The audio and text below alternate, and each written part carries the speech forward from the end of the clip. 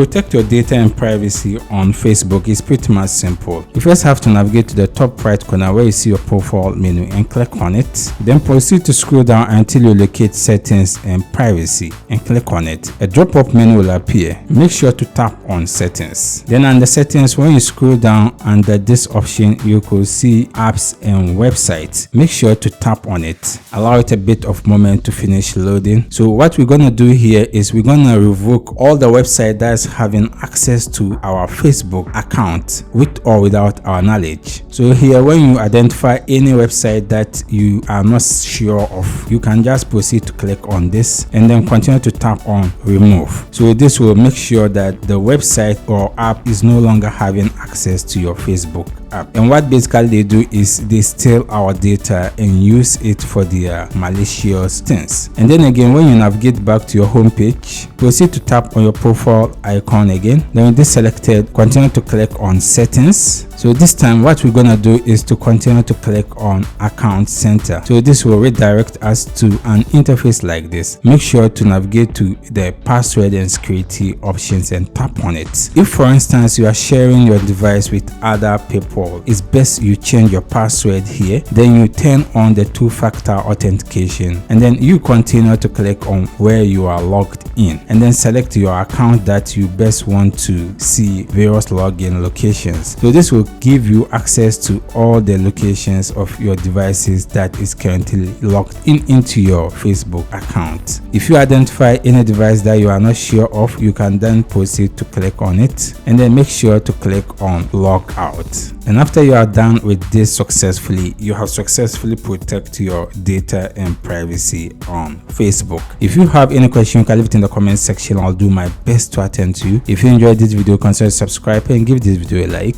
See you in the next video.